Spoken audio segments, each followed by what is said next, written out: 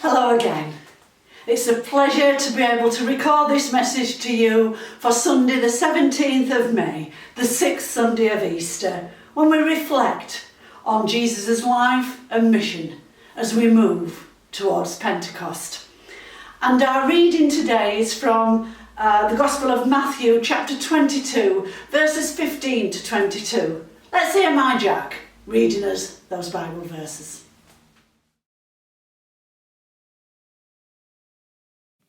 Then the Pharisees went and plotted to entrap him in what he said.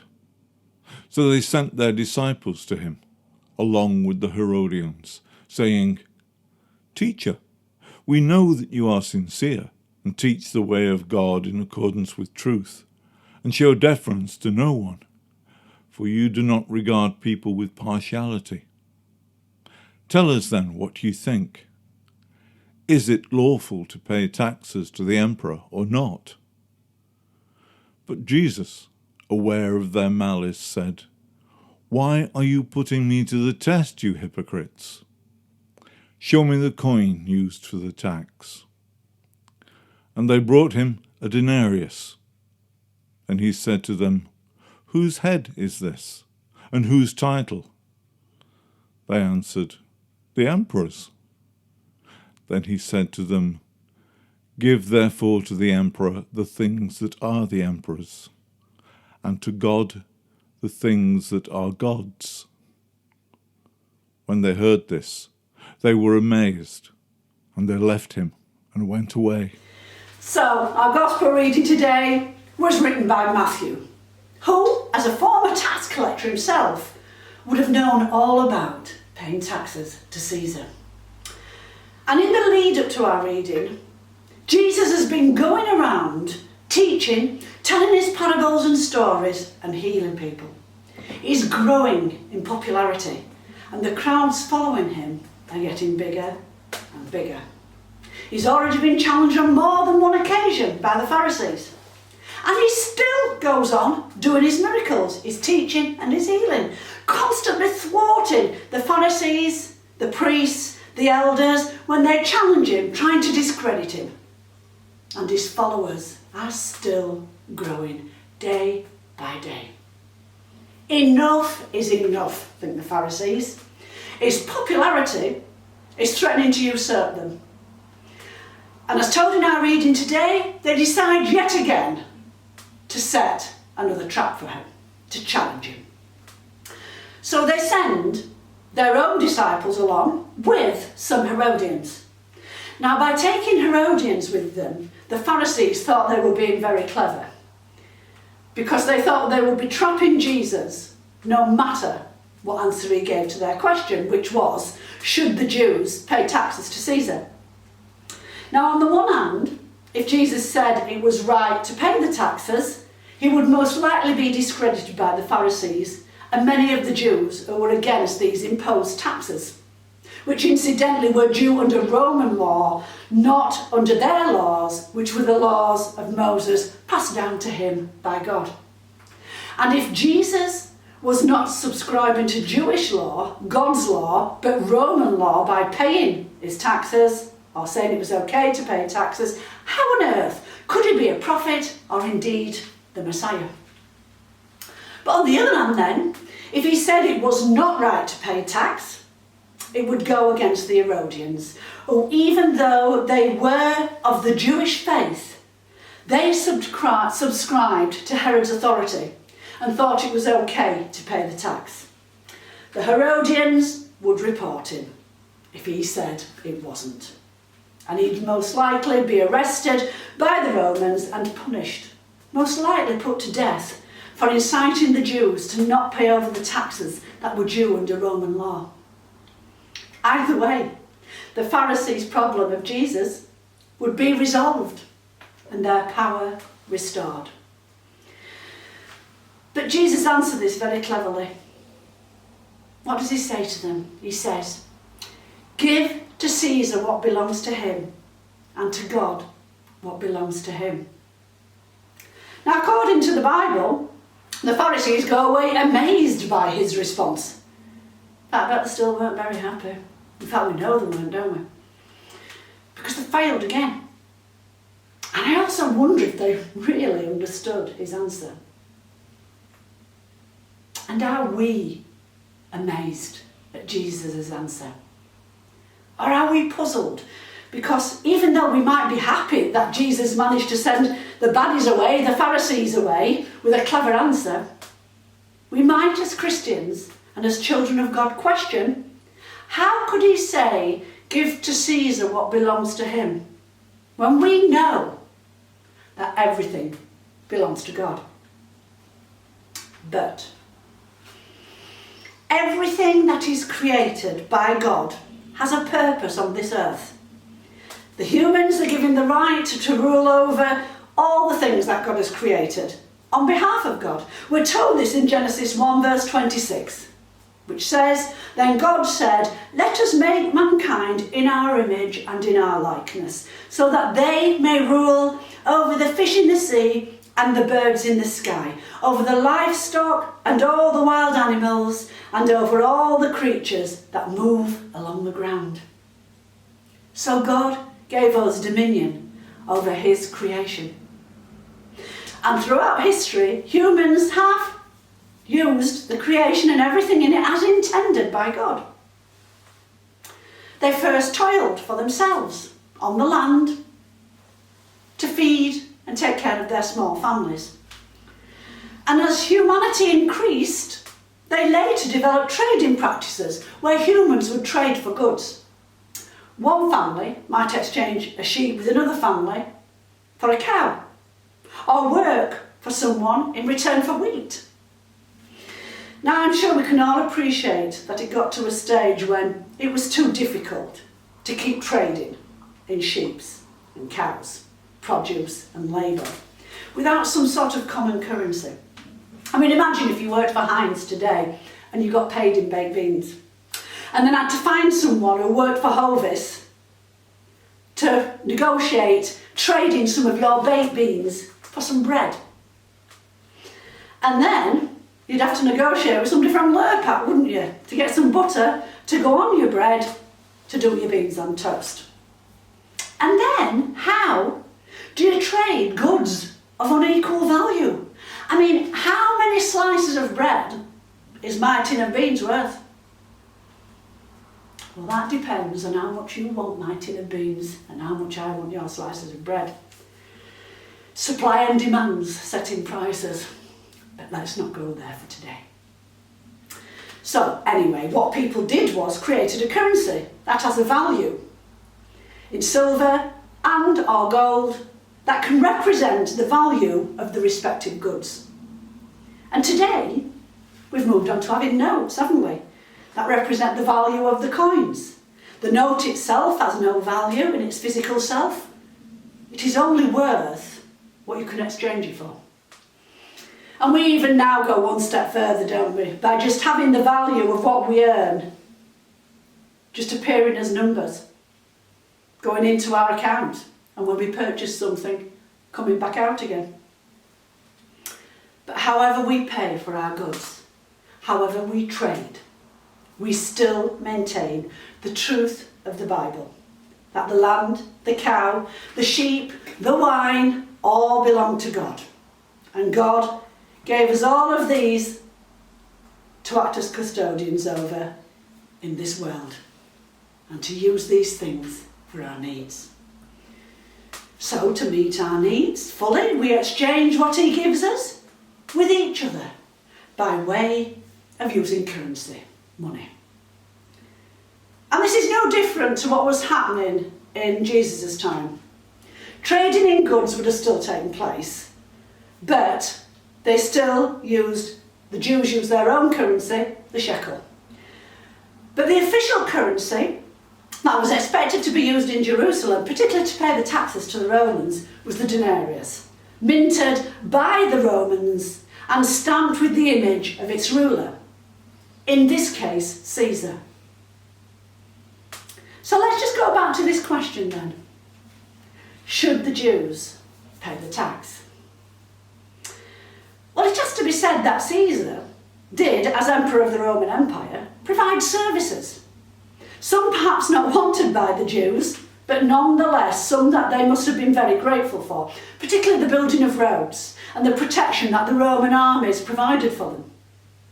And rightly so, Caesar, on behalf of the empire, expected to be paid. But instead of a couple of cows or a sheep, what he says is, pay me in the coins that I have minted, to which I've given a value. And basically, we can use these coins then to pay the soldiers' wages and buy what we need for the empire, a sheep, a cow or some corn. I don't know about you, but whilst I might complain about paying taxes from time to time, I like having roads and I like to be protected by the police and the armed forces, and I expect to pay for that. Now, no matter what Jesus really thought about the payment of these taxes, we've already established he couldn't answer one way or the other without it coming back to bite him. So what he did was focus back on where the gold coin originally came from and whose image was on that coin. And the crux of Jesus' word, give back to Caesar what is Caesar's, is all about the physical payment for physical services or goods, and about the coinage that has been minted by the Roman Empire, by Caesar, in order to do this. So he's saying, give back to Caesar the coin which bears his image, his picture. He minted it, he made it, he put his image on it. It belongs to him, therefore give it back to him. But then when he says, give to God what is his, what Jesus is doing here is moving the focus away from the physical gold onto the spiritual gold.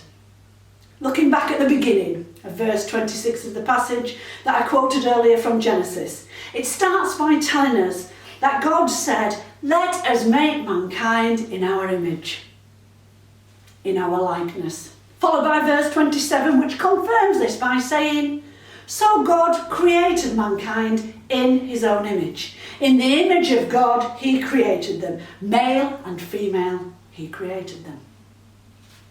Now we've established that the gold which bears Caesar's image, is the gold coin that they would have used to pay their taxes.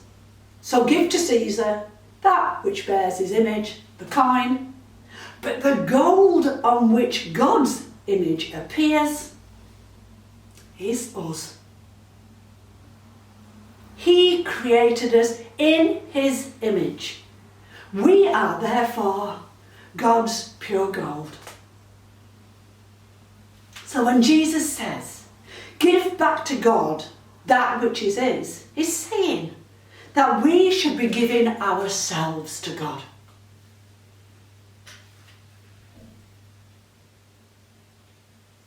So by now, the score between the Pharisees and Jesus stands at about 50-0 to Jesus. And I don't know about you, but I am amazed at the power of God shown in what Jesus does and says. The Pharisees may have walked away amazed. I am amazed every day. And in my amazement at what Jesus says, I feel the need to listen to his words and do as he asks. And what does he ask us to do in our reading today? He asks us to give ourselves back to God. Now, what does this really mean? How do we give ourselves back to God? What does it include? What do we need to do? Well, let's look to the Bible and what it tells us.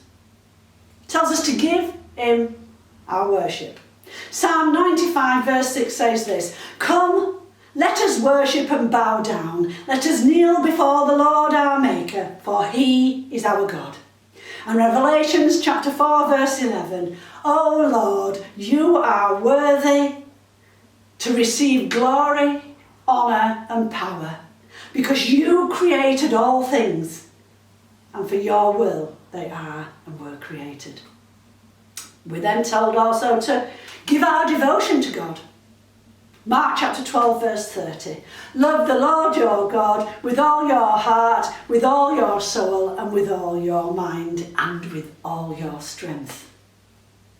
And Paul tells us in 1 Corinthians, so whether you eat or drink or whatever you do it all for the glory of God.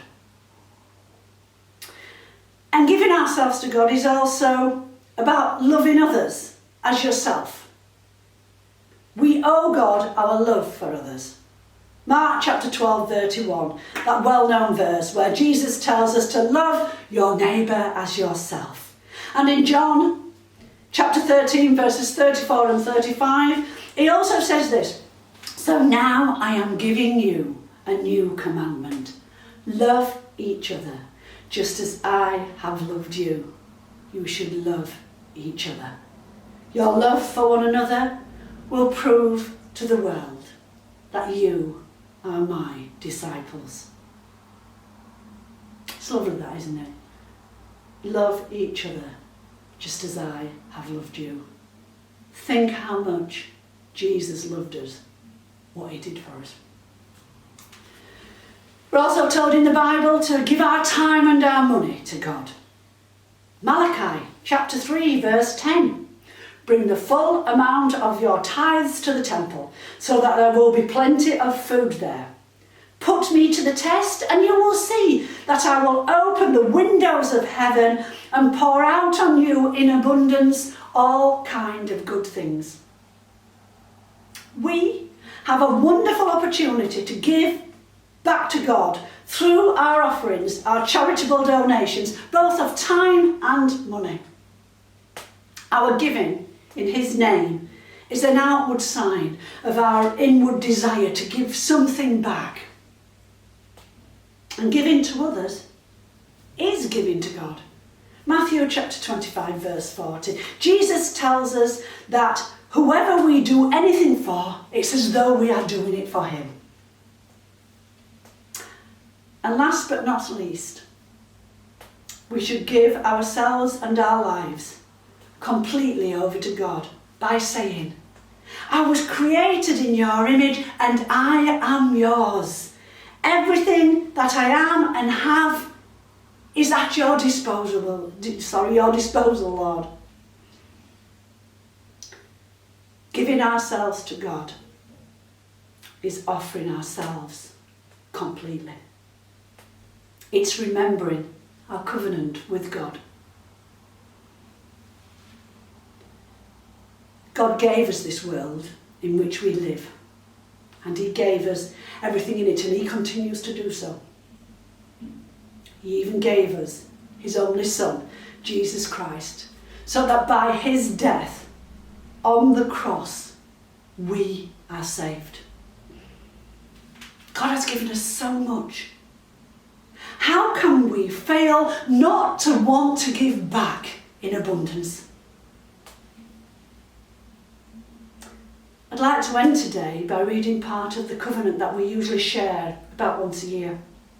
And I'd like to do this today as a reminder, dedicating ourselves to God, giving to God that which is his, ourselves. And the part I'm going to read is the part that we usually all join in. And I'm sure some of you will know this by heart. I am no longer my own, but yours. Put me to what you will. Rank me with whom you will. Put me to doing. Put me to suffering. Let me be employed for you or laid aside for you. Exalted for you or brought low for you. Let me be full. Let me be empty.